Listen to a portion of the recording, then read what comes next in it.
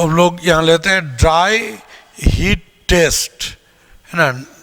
ये जो हम लोग उसी प्रैक्टिकल इनऑर्गेनिक केमिस्ट्री को ही आगे बढ़ाते हैं, क्वालिटेटिव एनालिसिस में हम लोग ड्राई टेस्ट ही चल रहा है अभी तक, है ना। उसमें जो हम कुछ बताए थे उसमें से ये एक है, जो लास्ट था वो क्या था, हीट टेस्ट या thermal decomposition test.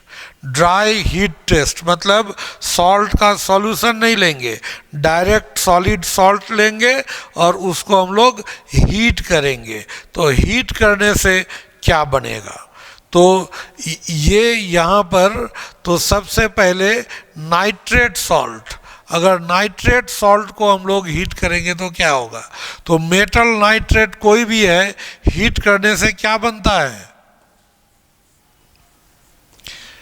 Metal oxide. यहाँ पर जो मेटल का ऑक्सीडेशन स्टेट X है, तो इधर भी मेटल का ऑक्सीडेशन स्टेट क्या होगा, X होगा। लेकिन यहाँ नाइट्रोजन का +5 है और यहाँ नाइट्रोजन का +4 हो गया, तो ये यहाँ पर क्या हो गया, ये रिडक्शन। और ऑक्सीजन का -2 है और ये बढ़ के यहाँ 0 हो गया, यानी कि ऑक्सीडेशन। तो ये एक रेडॉक्स रिएक्शन है, इंट्रामॉलिक्यूलर रेडॉक्स रिएक्शन है, ठीक है, या डिकम्पोजिशन रेडॉक्स रिएक्शन है। इसमें मेटल नाइट्रेट को अगर हीट करते हैं तो ये मेटल ऑक्साइड बनेंगे और मेटल ऑक्साइड बनेंगे और NO2 गैस, NO2 गैस कैसा होता है,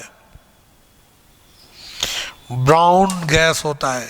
ये देखे होंगे आप लोग, इस पर देखिए क्वेश्चंस अलग अलग पूछा गया है। जैसे कहीं वेल्डिंग जो करता है, वेल्डिंग जो करता है तो देखिएगा जहाँ लोहा का दो को रख के वहाँ वेल्डिंग करता है तो वहाँ ध्यान से देखिएगा, जो गैस निकलता है ब्राउन गैस निकलता है, धुआं जो होगा ब्राउन कलर का होता है। वो क्या होता है, एक्चुअली जब भी स्पार्क होगा, इलेक्ट्रिक स्पार्क होगा, तो एटमॉस्फेयर में जो नाइट्रोजन है और ऑक्सीजन है, ये दोनों मिलकर NO पहले बनाता है, फिर NO2 गैस, वो ब्राउन कलर का होता है। तो जो वहाँ वेल्डिंग किया जा रहा है, जो ब्राउन फ्यूम्स आ रहा है, वो किसका आ रहा है, NO2 गैस का आ रहा है, ठीक है। ये पहले पूछा गया है, जो कोलकाता में ट्राम चलता है ना, या आजकल इलेक्ट्रिक ट्रेन जो होते हैं, तो इलेक्ट्रिक ट्रेन का इंजन में वो जो उसका रहता है ऐसे, और ऊपर तार से सटा हुआ रहता है, तो कहीं कहीं जो तार का जॉइंट होता है वहाँ से पास होगा ना, तो वहाँ स्पार्क होता है, और स्पार्क होगा तो वहाँ से ब्राउन फ्यूम्स निकलेगा। देखिएगा कहीं कभी जो ट्रांसफार्मर ये सब में स्पार्किंग होता है, उसके बाद देखिएगा वहाँ से ब्राउन फ्यूम्स निकलेगा। वो ब्राउन फ्यूम किसका है, NO2 गैस का है, ठीक है। तो मेटल नाइट्रेट को अगर हीट करते हैं तो मेटल ऑक्साइड बनाएगा और NO2 नाइट्रोजन डाइऑक्साइड का एक ब्राउन गैस बनेगा और O2 गैस बनेगा, और यह मेटल के ऑक्सीडेशन स्टेट में कोई चेंज नहीं है। लेकिन इसमें ये लेकिन अलग अलग नेचर का मेटल होगा तो थोड़ा सा ये चेंजेज होंगे। तो इसीलिए यहाँ मैंने कुछ लिखा है कि जैसे ये मेटल नाइट्रेट है, ये क्या हो जाएगा, MnO3, तो M क्या हो गया, अल्कली मेटल, मेटल का वैलेंसी 1 ही ना हुआ। तो एल्कली मेटल को अगर हीट करेंगे तो ऐसे नहीं टूटेगा, वो मेटल नाइट्राइड बनाएगा और केवल ऑक्सीजन गैस देगा, यानी कि यहाँ वो ब्राउन गैस नहीं मिलेगा। लेकिन इसमें अपवाद में केवल कौन है, लिथियम। लिथियम नाइट्रेट को हीट करने पर वो पहले जैसा ही नेचर शो करता है, मेटल का ऑक्साइड, NO2 और O2। लिथियम ये एक्सेप्शनल बिहेवियर शो करता है, जबकि बाकी एल्कली मेटल को हीट करेंगे तो वो मेटल नाइट्राइट और O2 गैस प्रोवाइड करेगा, ठीक है। ये एल्कली मेटल के लिए ही हुआ बस।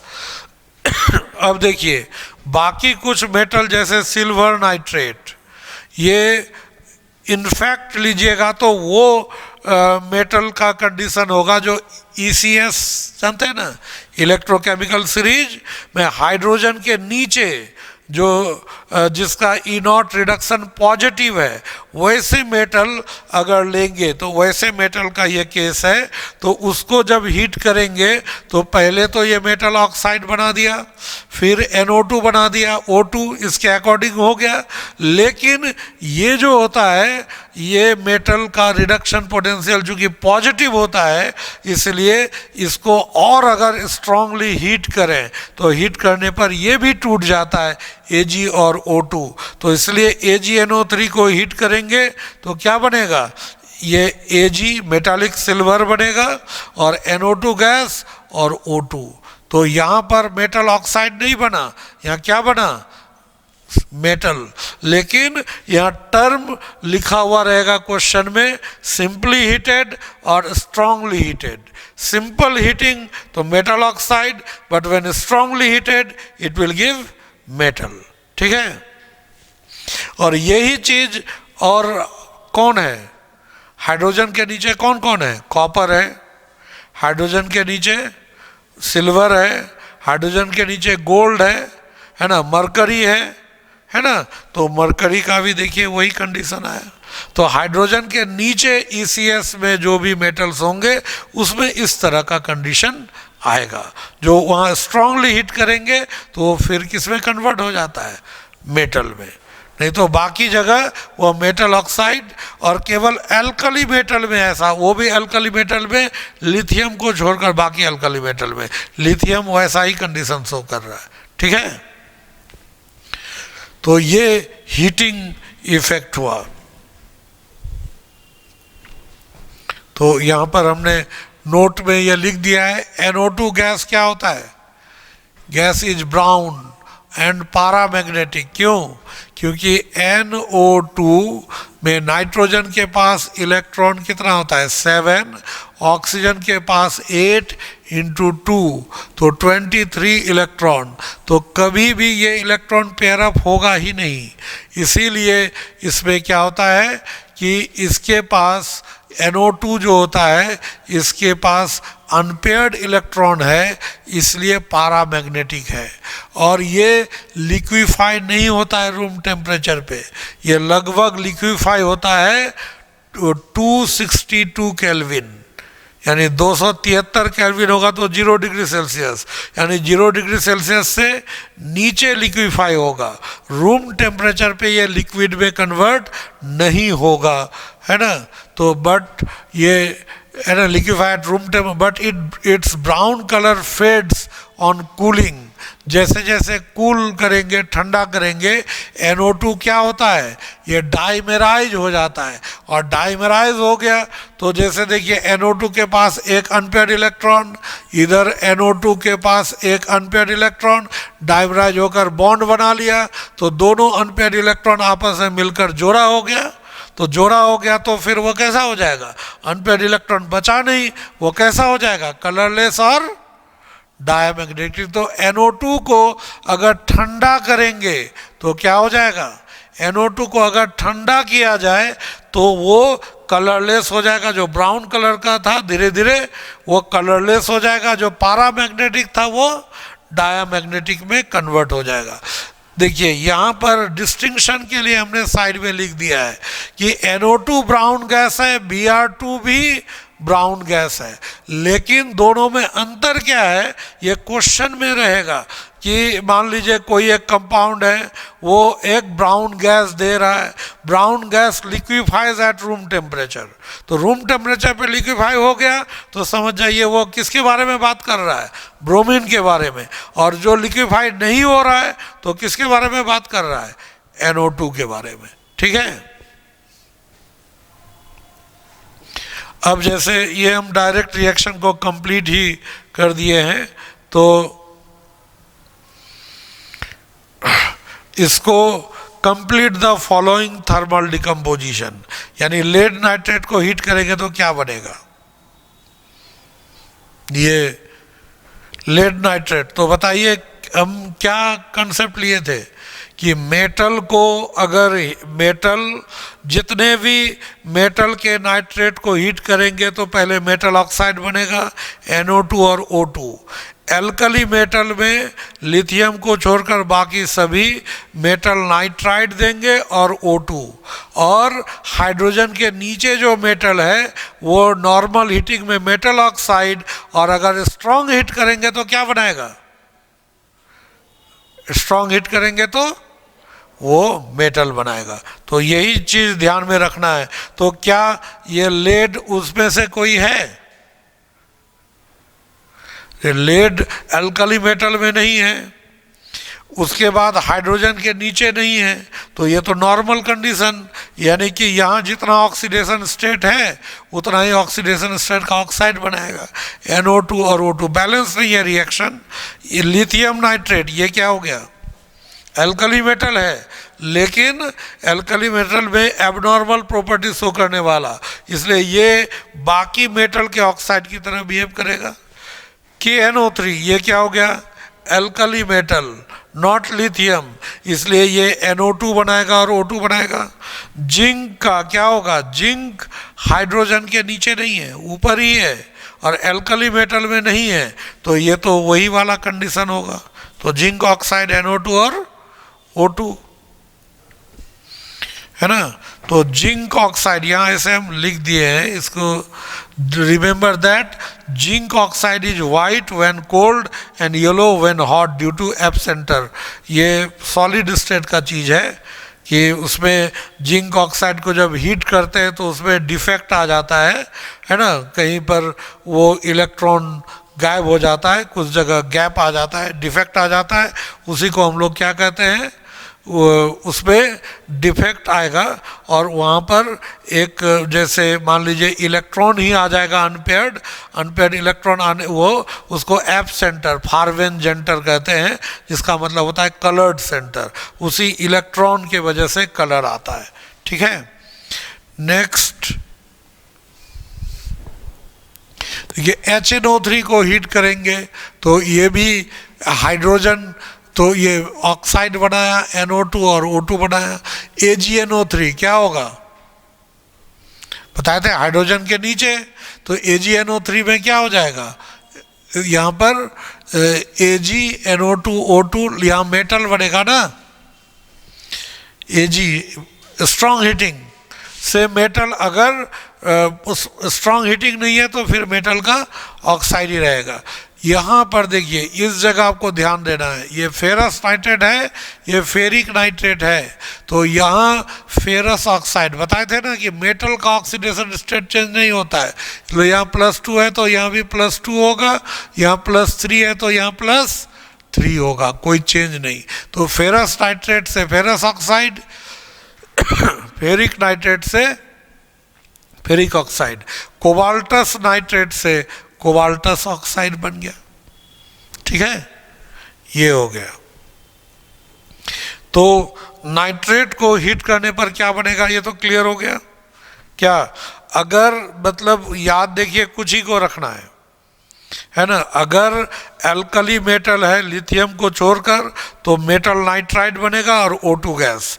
लिथियम या बाकी और मेटल का ऑक्साइड NO2 और O2, इसमें मेटल का ऑक्सीडेशन स्टेट चेंज नहीं होता है। हाइड्रोजन के नीचे जो मेटल्स है उसके नाइट्रेट को हीट करेंगे स्ट्रांगली तो metal plus NO2 plus O2 बनेगा। तो यहाँ क्वेश्चन है, explain why nitric acid is stored in brown coloured glass bottle in laboratory. HNO3 gas को जो रखा जाता है बोतल में, बोतल ब्राउन कलर का होना चाहिए तब, ताकि अगर वाइट कलर का बॉटल होगा ट्रांसपेरेंट तो बाहर से लाइट पड़ेगा और लाइट से भी HNO3 में डिकम्पोजिशन हो जाता है। इसलिए है ना कि to avoid the thermal decomposition of nitric acid, वहाँ बाहर से लाइट पड़ेगा, हीट आएगा तो वो डिकम्पोज कर जाएगा। तो explain why nitric acid acquires pale yellow colour on long storage. लंबे समय तक रखने पर धीरे धीरे वो पीला क्यों हो जाता है? वही डिकम्पोजिशन की वजह से, ठीक है। डिकम्पोजिशन से कौन सा गैस देता है? डिकम्पोजिशन से NO2 गैस। NO2 गैस के वजह से ही वो पीला जो पानी में घुल जाता है, तो वो ब्राउन, NO2 गैस ब्राउन है, लेकिन पानी में घुलने के बाद वो क्या हो जाता है? पीला हो जाता है। तो HNO3 लिक्विड है, उसमें घुल जाता है, उसकी वजह से पीला हो जाता है। अब देखिए, कार्बोनेट एंड बाइकार्बोनेट सॉल्ट, इसको हीट करेंगे तो क्या बनेगा? नाइट्रेट हो गया। अब कार्बोनेट और बाइकार्बोनेट, इसको हीट करने पर क्या बनेगा? तो देखिए, मेटल कार्बोनेट को हीट करने से मेटल ऑक्साइड और CO2 गैस, है ना, ये बनता है पहला। लेकिन एल्कली मेटल में अगर हीट करेंगे तो नो सच डिकम्पोजिशन। लेकिन लिथियम तो हमेशा बताए थे अब नॉर्मल कैरेक्टर शो करेगा। लिथियम बाकी मेटल जैसा हो जाएगा, एल्कली मेटल बाकी मेटल जैसे नहीं होंगे। इसलिए लिथियम कार्बोनेट को हीट करने पर Li2O और CO2 ये बनता है। हालांकि ये चीज़ याद रखिएगा कि ये जो मेटल कार्बोनेट है M2CO3X, ये X का वैल्यू जितना ज़्यादा होगा, ये मेटल कार्बोनेट उतना ही कम स्टेबल होगा।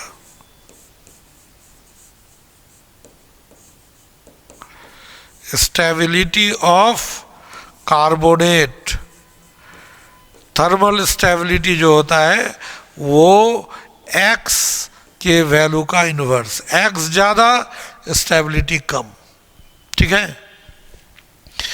मेटल का वैलेंसी जितना ज़्यादा, उसका कार्बोनेट का स्टेबिलिटी उतना ही कम, ठीक है।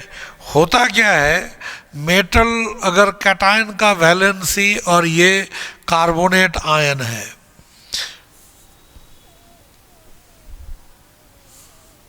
ये कैटायन है और यहाँ कार्बोनेट आयन है, तो होता क्या है ना, कार्बोनेट इसका जो चार्ज ज़्यादा होने से पोलराइजिंग पावर बढ़ जाता है, और पोलराइजिंग पावर बढ़ने से इसके इलेक्ट्रॉन को अपनी तरफ खींचने लगता है, और खींचने से ये बॉन्ड में स्ट्रेच आ जाता है, ये टूट जाता है। इसलिए ये मेटल ऑक्साइड और CO2 गैस बन जाता है, ठीक है। इसलिए मेटल का पोलराइजिंग पावर जितना ज़्यादा होगा, वो कार्बोनेट हीट करने पर उतना जल्दी डिकम्पोज कर जाएगा। इसलिए अब पोलराइजिंग पावर दो चीज़ पर डिपेंड करता है, एक तो चार्ज, पढ़ाए हुए हैं बॉन्डिंग में ये सब, एक तो चार्ज जितना ज़्यादा होगा पोलराइजिंग पावर ज़्यादा, और दूसरा चार्ज अगर सेम हो तो साइज जितना छोटा होगा पोलराइजिंग पावर उतना ज़्यादा होगा। तो लिथियम का साइज क्या है? छोटा, इसीलिए लिथियम का कार्बोनेट भी स्टेबल नहीं है, हीट करने पर टूट गया। लेकिन एल्कली मेटल के कार्बोनेट थर्मली स्टेबल होते हैं, वो डिकम्पोज नहीं करते हैं, ठीक है। और मेटल का अगर वैलेंसी 3 है, उसका कार्बोनेट होता ही नहीं है। 3 होने पर उसका कार्बोनेट पॉसिबल है नहीं, 4 का तो बात ही मत कीजिए। जब 3 में ही पॉसिबल नहीं है, 4 में तो होगा ही नहीं, है ना। तो 3 ऑक्सीडेशन स्टेट वाला या 3 वैलेंसी वाला मेटल का कार्बोनेट नहीं होता है, ठीक है। क्योंकि अगर 3+ चार्ज हो जाएगा मेटल पे, पोलराइजिंग पावर बहुत हाई हो जाएगा, वो नॉर्मल कंडीशन में ही टूट जाएगा, इसलिए वो कभी उसका कार्बोनेट बनेगा ही नहीं, ठीक है। तो ferrous carbonate is possible, but ferric carbonate is not possible. तो ये जो एल्कली मेटल का कार्बोनेट है, उसको हीट करेंगे तो टूटेगा नहीं, लेकिन लिथियम के कार्बोनेट को हीट करेंगे तो वो टूट जाएगा। ये वह मतलब एल्कली मेटल को छोड़कर सभी कार्बोनेट के लिए कॉमन हो गया, केवल एल्कली मेटल का कार्बोनेट अलग हो गया। और अब लेते हैं बाइकार्बोनेट। मेटल बाइकार्बोनेट को जब हीट करेंगे तो पहले वो किस में कन्वर्ट होगा? पहले कार्बोनेट बनाएगा, फिर कार्बोनेट को हीट कीजिए तो मेटल का ऑक्साइड और CO2, ठीक है। जब कार्बोनेट बन गया तो कार्बोनेट और फर्दर हीट करेंगे तो कार्बोनेट का तो हीटिंग इफेक्ट हम लोग पढ़े ही है ना। तो बाइकार्बोनेट भी मेटल कार्बोनेट की तरह ही बिहेव करेगा, है ना, लेकिन उसमें थोड़ा सा ज़्यादा हीट की ज़रूरत पड़ेगी। तो ये हो गया। अब देखिए इसमें इन सब को हीट कर रहे हैं, यहाँ क्या होगा, मैग्नीशियम कार्बोनेट, एल्कली मेटल तो है नहीं, एल्कली मेटल में भी लिथियम को छोड़ दें, बाकी एल्कली मेटल में ही डिफरेंट है, बाकी सबका तो एक जैसा। तो ये MgO CO2 CaCO3 CaOCO2।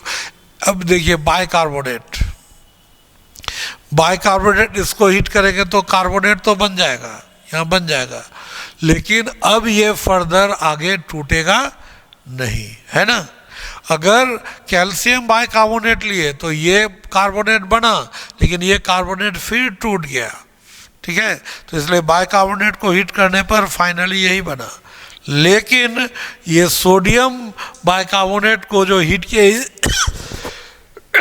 या एल्कली मेटल के कार्बोनेट को जब हीट करेंगे तो क्या हो जाएगा, पहले कार्बोनेट बनेगा, लेकिन हम लोग तो पढ़े हैं एल्कली मेटल का कार्बोनेट थर्मली डिकम्पोज नहीं होता है।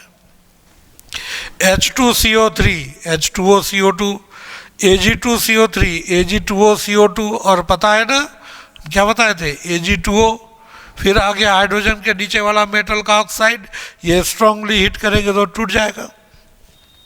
यानी Ag2CO3 on normal heating gives Ag2O, but on strong heating gives Ag plus O2 plus CO2।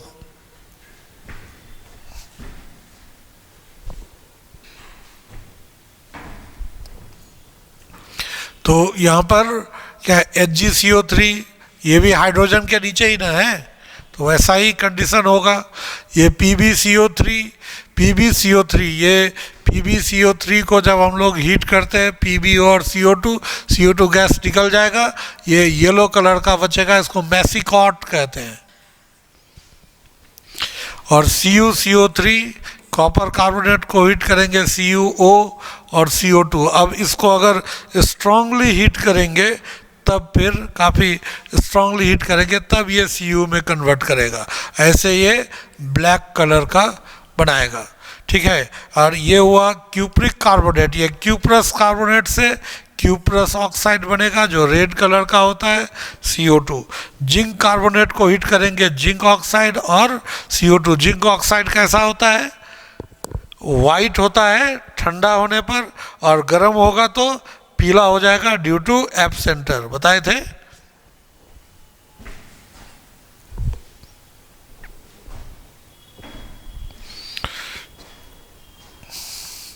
इसमें एक क्या है, अब यहाँ पर 3 गैस हम लोग यहाँ पर CO और CO2 गैस के बारे में पढ़े।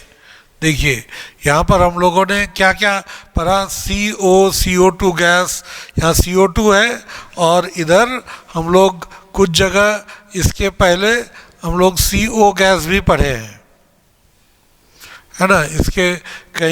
इसके पहले हम लोग CO गैस इसमें चारकोल कैविटी टेस्ट में CO गैस के बारे में भी हम लोग पढ़े हैं। तो तीनों गैस का डिस्टिंक्शन क्या होता है आप लोग जानते ही होंगे, फिर भी हम यहाँ पर ऐसे दे दिए।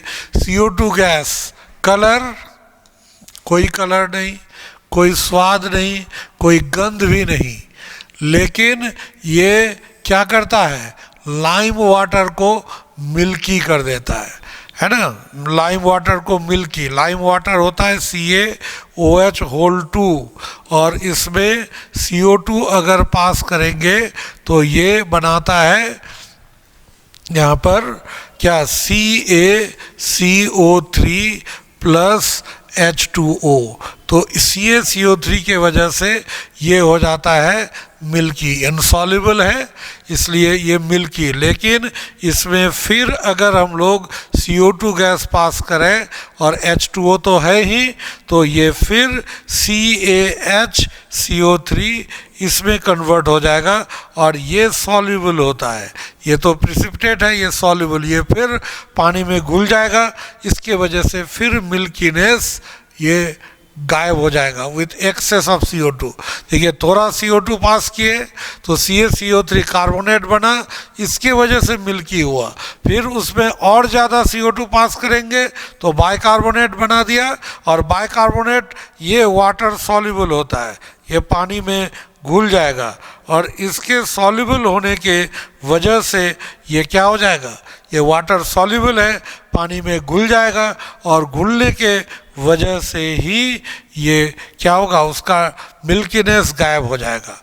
और CO2 में कार्बन का ऑक्सीडेशन स्टेट +4 है, ये रिड्यूसिंग एजेंट नहीं है, ये नॉट ए रिड्यूसिंग एजेंट। इसके वजह से ये K2Cr2O7 को रिड्यूस नहीं कर पाता है, इसलिए उसके कलर में कोई चेंज नहीं होगा। बस यहीं पर हम लोग SO2 से डिफ़र कर जाते हैं। ये गंध में भी हालांकि थोड़ा अंतर है, लेकिन देखिए यहाँ CO2 कलरलेस, ये भी कलरलेस, CO2 टेस्टलेस, ये भी टेस्टलेस, ये अडरलेस, कोई गंध नहीं, इसमें बर्निंग सल्फर स्मेल, लहसुन जैसा गंध होगा।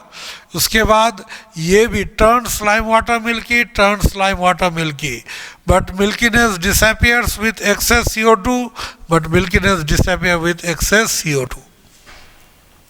यहाँ क्या होता है, कारण कि ये जो होता है, ये लाइम वाटर CaOH2 इसके साथ SO2 गैस पास करेंगे तो पहले CaSO3 और H2O बनता है। CaSO3 ये प्रिसिपिटेट हो जाता है, और इसी के वजह से मिल्कीनेस होगा, इसी के वजह से सॉल्यूशन मिल्कीनेस आ जाएगा सॉल्यूशन में।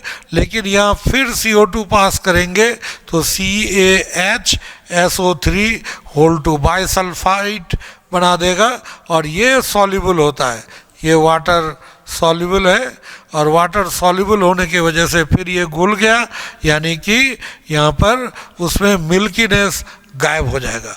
लेकिन SO2 का ऑक्सीडेशन स्टेट +4 और सल्फर का मैक्सिमम +6 है, तो ये can act as reducing agent, can act as reducing agent. इसीलिए ये K2Cr2O7 से पास करेंगे तो उसका जो ऑरेंज कलर ग्रीन में कन्वर्ट हो जाता है। ये डिस्टिंक्शन है CO2 और SO2 गैस में, ये दोनों में डिफ्रेंशिएट इस आधार पर हम लोग कर सकते हैं। और CO गैस क्या है, कलरलेस है, टेस्टलेस, अडरलेस, लेकिन ये पॉइजनस है ना, पॉइजनस है।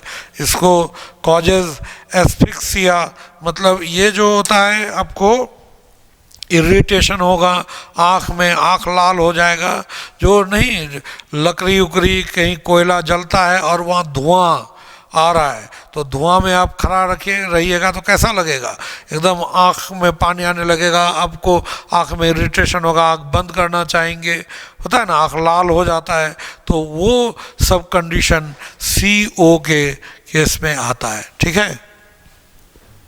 तो ये CO गैस का ये पहचान हुआ। तो SO2, CO2 और CO तीनों गैस का डिस्टिंक्शन ये हो गया। इसकी तो ज़रूरत नहीं पड़ती है, लेकिन ये दोनों का डिस्टिंक्शन जानना बहुत ज़रूरी है, ठीक है। इसके बाद फिर हम लोग नेक्स्ट अगले क्लास में पढ़ेंगे।